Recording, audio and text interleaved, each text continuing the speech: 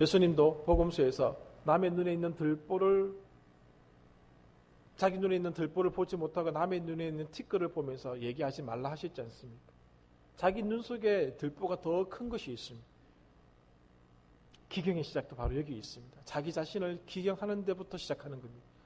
이 말씀을 전하고 있는 저부터 기경하지 않으면은 오늘 우리 교회는 기경이라고 하는 사실은 일어나지 않습니다. 저는 저를 기경하고 여러분들은 여러분들을 기경해 나가셔야 되는 것입니다. 저의 눈을 가지고 여러분들의 기경할 모습들을 찾아내고 끄집어내고 장로님 기경하십시오, 권사님 기경하십시오, 집사님 기경하십시오라고 시작한다면 기경은 일어나지 않습니다. 여러분들이 저를 보고 목사님 먼저 기경하십시오라고 하면은 기경은 오늘 우리 교회에는 없는 단어가 되는 것입니다. 자기 자신부터 기경하는 겁니다. 남의 기경할 영역 보지 마십시오. 그게 눈에 보이면 눈을 감아버리십시오. 나부터 기경하는 겁니다. 나의 묵은 것 기경해 나가는 것. 오늘 우리의 과제입니다. 인정하시고 들어가셔야 됩니다. 저는 제가 기경해야 될 것들을 찾아내야 되고 여러분들은 여러분들이 기경해야 될 것들을 찾아 나가고 냉정하게 냉혹할 만큼 기경해 나가야 하는 것입니다. 그것이 시작되지 않으면 영광교회는 기경할 수가 없습니다. 또 기경해야 될 것이 있는데 말씀에 대한 태도입니다. 신명기가 가르쳐주는 핵심적인 내용입니다. 열왕기에 보면은 요시야 왕이 성전을 수리하면서 율법책을 발견하게 됩니다. 그 율법책이 바로 신명기의 말씀입니다. 그 말씀을 읽었던 요시야는 그 자리를 박차고 일어나서 그 시대를 기경하기 시작합니다. 그가 단행했던 기경의 내용 중에 눈에 띄는 것이 하나 있습니다. 열왕기하 23장 13절에 보시면은 그동안 그 선대왕들이 하지 못했던 일이 하나 기록되고 있는데 솔로몬이 예루살렘 안에 세웠던 산당들을 다 없애버립니다. 솔로몬이 누굽니까? 이스라엘 역사상 가장 위대한 왕 중에 한 명입니다. 요시야 전의 왕들은 이 솔로몬이 세웠던 산당을 없애지 못했습니다. 손을 대지 못했습니다. 그러나 요시야는 하나님의 말씀에 의거하여서 그 산당들을 다 없애버렸습니다. 단호한 행동을 취하게 되는 것이죠. 분명히 반대가 있었을 것입니다. 그러나 하나님 말씀에 더 의존하고 신뢰하였던 요시야는 그 산당을 없애버렸습니다.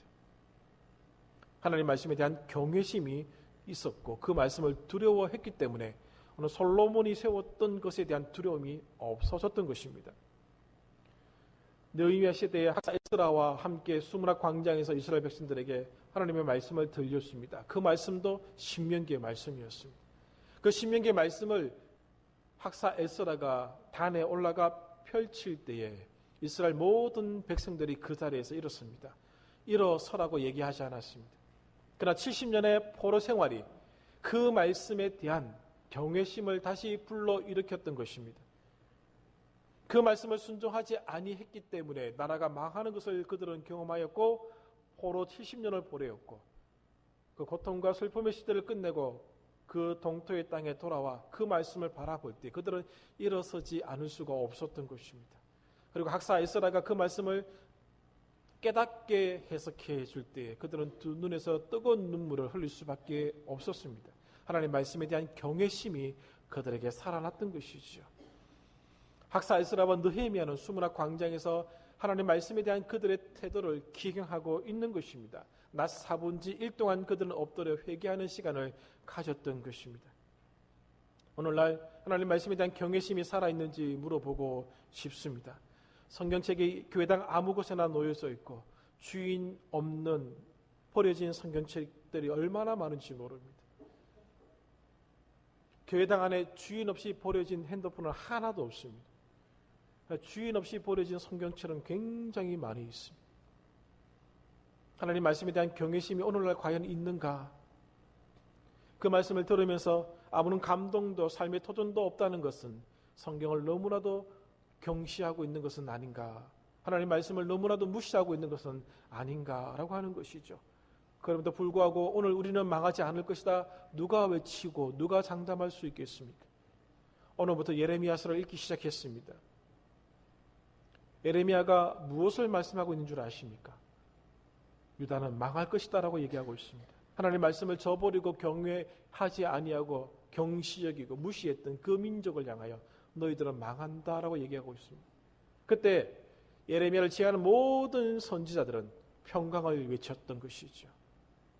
오늘 우리가 하나님 말씀을 대하는 태도를 볼 때에 과연 우리는 망하지 않을 수 있을까? 오늘 질문을 해보셔야 한다는 것이죠. 오늘 신명기는 하나님 말씀에 대한 우리의 태도를 기경할 것을 요청하고 있다는 것입니다. 호세아 시대 사람들을 보십시오. 하나님을 찾지 않았습니다. 하나님에 관한 지식도 없었습니다. 하나님 말씀이 대접을 받지 못했습니다. 기껏 그들이 회개한다고 했던 내용 6장 1절부터 3절까지 불성실한 회개의 태도로 그들은 하나님께 나아갔던 것을 우리는 호세아를 통해서 확인할 수 있습니다. 그 시대는 하나님 말씀이 없던 시대였습니다. 지금과 동일하다 그 말씀입니다. 하나님 말씀이 두렵고 무섭습니까? 아니면 하나님 말씀에 대한 경외심이 있습니까? 없지요. 그것을 두려워하셔야 됩니다. 하나님 말씀 앞에 벌벌벌 떠는 목사들이 사라지고 있고 하나님 말씀 앞에 두려움을 가지고 있는 장로님들, 권사님들이 사라지고 있습니다. 오늘 하나님 말씀이 없는 시대를 맞이했다라고 하는 것이죠. 출판은 많이 되고 있는데 읽지를 않습니다. 로마서를 읽고자 하는 목적이 있습니다. 이 시대를 향한 하나님의 음성을 듣기 위한 것입니다. 여러분 300번 읽었다고 박수 쳐주려고 하는 것 아닙니다. 3000번 읽고 오셔도 저는 박수 쳐주지 않습니다. 한 번을 읽더라도 하나님 말씀을 통해 하나님의 음성을 들어야 한다는 사실을 기억해 주십시오. 하나님 말씀 로마서를 읽으면서 하나님을 찾아야 합니다. 하나님 음성에 귀를 기울여야 한다는 것이죠. 로마서를 읽으면서 말씀이 없던 시대의 종지부를 짓고자 하는 것입니다. 새로운 시대를 준비하고자 하는 것입니다. 왜 귀찮게 읽게 만드느냐? 우리 아이들 공부하기 바쁜데 왜 로마서 말씀을 1시간씩이나 읽어야 되느냐? 왜 한 장만 읽으면 되지 16장까지 다 읽으라고 하느냐? 그런 의구심이 일어나고 그런 질문이 일어나십니까? 읽으셔야 됩니다. 망하기 싫으면 읽으셔야 됩니다. 우리 아이들 정말 죽이기 싫으면 읽으셔야 됩니다. 읽혀셔야 됩니다. 가르쳐 주셔야 됩니다. 어머니가, 아버지가, 할아버지가, 할머니가 성경 읽는 모습, 하나님 말씀을 읽으면서 하나님 말씀, 음성을 듣는 모습을 보여주시 아니하는데 자식들이 그것을 어떻게 알겠습니까? 할 것이 없어서 짠해서 말씀드리는 것이 아닙니다. 하나님 말씀 읽지 않으면 우리 망합니다. 자식들 살리고 싶으면 읽으셔야 되고 우리 교회 살리고 싶으면 읽으셔야 됩니다. 읽으면서 하나님 음성을 들으셔야 됩니다. 다른 거 다 하지 않더라도 그것은 해야 됩니다. 그래서 같이 한 권을 정한 것입니다. 성경은 기복주의를 위해서 주어진 말씀이 아닙니다. 성경은 수단이 아닙니다. 목적입니다. 수단으로 성경을 읽지 마십시오. 무언가를 얻기 위해서, 뭔가 잘 되기 위해서, 뭔가를 경험하기 위해서 성경을 읽어나가는 것 아닙니다. 성경은 그 자체로 목적입니다. 우리가 좋아하는 말씀만 찾아서 읽을 수는 없습니다. 구약 성경 절반은 예언서입니다. 사사기, 사무엘기, 역대기, 열왕기 보십시오. 이스라엘 나라가 흥왕하지만 멸망해 가는 과정을 보여주고 있고 그 과정 속에서 이사야를 비롯한 말라기까지 선지자들은 하나님의 무서운 말씀을, 심판의 말씀을 전하고 있는 내용으로 다 구성되고 있지 않습니까? 절반이 이렇게 무서운 말씀들로 짜져 있습니다. 하나님 말씀을 경홀히 여긴 결과가 무엇인지를 분명히 보여주고자 하는 것이 구약 성경의 의도 중에 하나인 것입니다. 우리가 좋아하는 말씀, 내 귀에 듣기 좋아하는 말씀만 찾아서 암송할 수가 없습니다. 내베개트 선교에서 약 309절을 뽑아서 암송하라고 암송 카드를 만들어 배포한 적이 있습니다. 그 말씀들 안에 가슴을 후벼 파는 말씀들은 그렇게 많지 않습니다. 우리가 성경을 암송하고자 할 때는 한 권을 통째로 암송하셔야 됩니다. 유대인들은 성경을 암송시킬 때에 레위기부터 시작해서 모세오경 전체를 암송시킵니다. 맥락을 끊어지지 않게끔 만들기 위해서 그런 것입니다. 모든 말씀이 나를 향한 말씀입니다. 내가 좋아하고 싫어하고 식의 분류는 있을 수가 없다는 것입니다. 하나님 말씀을 읽으며 그 음성을 들을 수 있어야 한다는 사실을 오늘 말씀에 대한 우리의 삶이 기경되어야 한다는 것을 잊지 않았으면 좋겠습니다. 기경하셔야 됩니다. 하나님 말씀에 대한 태도 바꾸셔야 됩니다. 아무리 급해도 오늘 주의 음성을 듣지 않는 인생들 그 결과는 오늘 호세아서 10장 15절 말씀하고 있지 않습니까? 제 말이 아닙니다. 이스라엘 왕이 새벽에 정령 망하리로다. 성경은 하나님에 관한 소개가 들어있는 책입니다. 하나님의 목적이 무엇인지, 하나님이 어떤 방법으로 이 땅을 통치하시는지, 하나님의 생각은 어떤 생각을 가지고 계시는지, 하나님은 어떤 과정을 통해서 우리를 인도하시는지를 보여주는 책입니다. 또한 성경은 하나님의 나라가 소개되는 책입니다. 그 나라의 백성의 정체성이 무엇인지, 삶의 방법이 무엇인지, 그 삶의 방향이 어떠한 것인지를 소개해주고 있다는 것이죠. 그 속에서 오늘 인간들은 발견되어질 뿐입니다. 하나님의 모습, 하나님의 나라가 어떤 나라인지를 보여주는데 성경은 모든 것을 할애하고 있다는 사실입니다. 그러므로 이 속에서 하나님의 나라와 하나님을 배워나가야 합니다. 이것이 제일 중요하다는 것입니다. 이 땅에서의 삶이 영원하다면 이 땅의 것을 추구하고 사시면 됩니다. 그러나 이 땅에서의 삶은 영원하지 않다는 사실을 우리는 너무나도 잘 알고 있습니다. 영원한 시간이 우리를 기다리고 있습니다. 그러면 하나님의 말씀을 향한 오늘 우리의 태도를 기경해 나가야 하는 것입니다. 그 다음은 탐욕입니다. 탐욕을 기경하십시오. 십계명의 가르침 중에 절반은 탐욕에 관한 말씀입니다.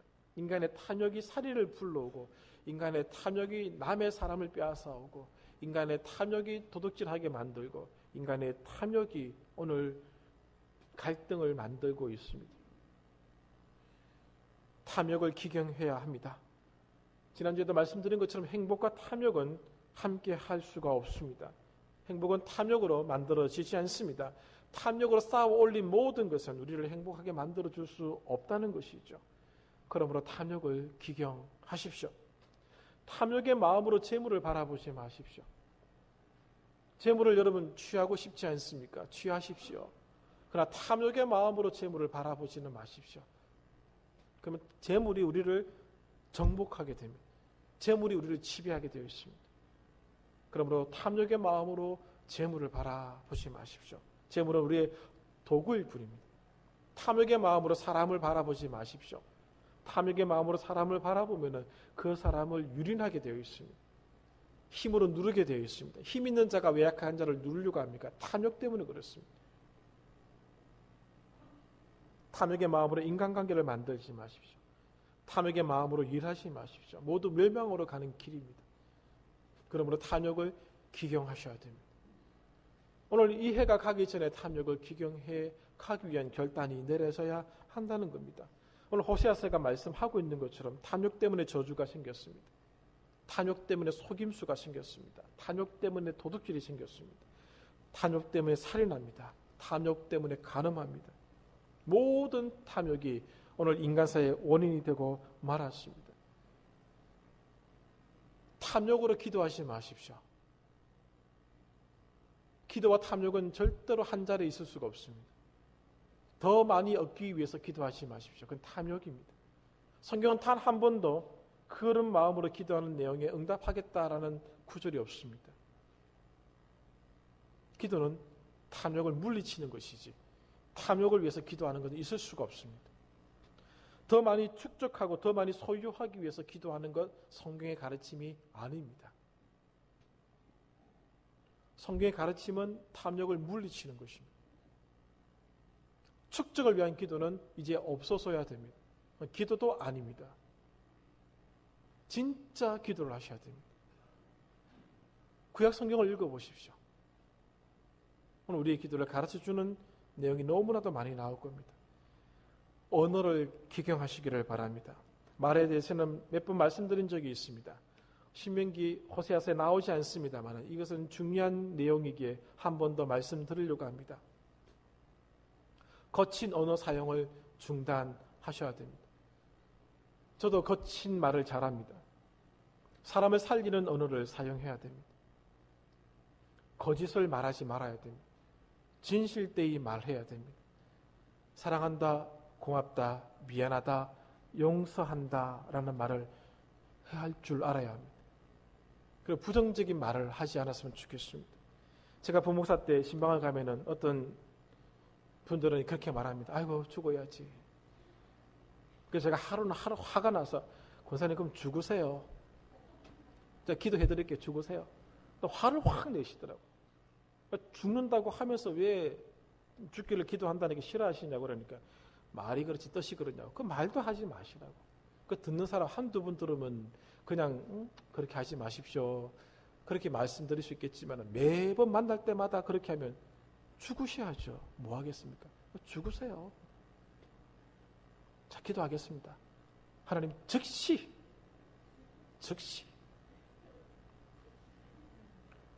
왜 아침에 일어날 때 죽겠다. 왜 일어나셨습니까? 죽으시지. 살리는 말을 해야 되고요.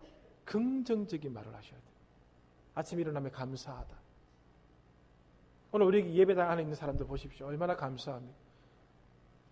나 혼자만 앉아있다 생각해 보십시오. 이게 앉아있는 사람들 중에 나에게 함께하지 아니하고 나와 기도하지 않고 나와 삶을 나누지 않는다면 얼마나 외롭겠습니까? 다 감사하시는 사람들 아닙니까? 분위기 그렇지 않지만 한번 죽지 말고 잘 살아라고 한번 얘기 좀 해주십시오. 고맙다고 한번 얘기 좀 해주십시오. 옆에 지금 인사하십시오. 괜찮습니다. 고맙다고. 정말 고맙다고. 당신이 있어서 내가 있다고. 혹시 옆에 실수로 부인하고 같이 앉았으면 고맙다고 한번 하시고, 남편이 있으면 고맙다고 한번 해주시고, 그래도 한번 고맙다고 해주시고, 사랑한다고 한번 하시고. 얼마나 좋습니까? 사랑한다가 좋습니까? 미워한다가 좋습니까? 사랑한다가 좋지 않습니까? 이쁘다가 좋습니까? 그게 좋습니까? 이쁘다가 좋지 않습니까? 오늘 우리의 언어를 바꾸셔야 됩니다. 그거 기경해야 된다는 것이죠. 나도 모르게 부정의 말이 나옵니다. 나도 모르게 사람을 죽이는 말이 나옵니다. 나도 모르게 화를 냅니다. 기경해야 됩니다. 오늘 여기는 거의 연세가 저보다 대부분 다 많으시죠. 20년 다 이상의 선배님들이시죠. 언어에는 선배가 없는 것 같습니다. 언어에는 선배가 없는 것 같습니다. 언어를 기경해야 됩니다. 마지막으로 영광교회 50년의 역사를 기경해야 됩니다. 영광교회 역사 속에 아름다운 헌신이 있었고 수고와 섬김과 봉사와 충성이 있었습니다. 저는 조금도 50년의 역사를 폄하할 의도는 없습니다. 그럴 자격도 없습니다. 그러나 50년의 시간이 만들어낸 쓴뿌리들이 있는 것은 저도 알고 있습니다. 그것이 기경의 대상이라는 겁니다. 아름다운 헌신 뒤에 감춰진 경쟁이 있었습니다. 충성과 봉사 뒤에 미움과 다툼이 있었습니다. 그것을 실수라는 이름으로 한데 묶어서 기경하자는 것입니다. 여기 30대, 40대가 없는 이유가 어디 있겠습니까? 우리 역사의 쓴뿌리입니다. 허리가 싹 사라졌습니다. 우리의 헌신대에 감춰진 이면에 쓴뿌리들이 있었기 때문에 이런 결과가 있었다는 것을 인정하셔야 됩니다. 기경해야 된다는 것이죠. 영광교회 50년의 역사, 53년의 역사가 될 텐데 100년의 역사를 가진 교회들이 한국교회에 많습니다.